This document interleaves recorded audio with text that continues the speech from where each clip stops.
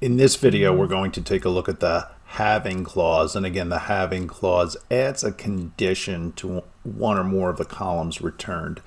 In this case, again, I broke the select statement into sections because there, again, is some syntax and it can get long. So we're returning these columns of the table employee. And in this case, we want to bring back the first 4 employees to ever join the company. So we have our ID that increments by 1. So I know that rule.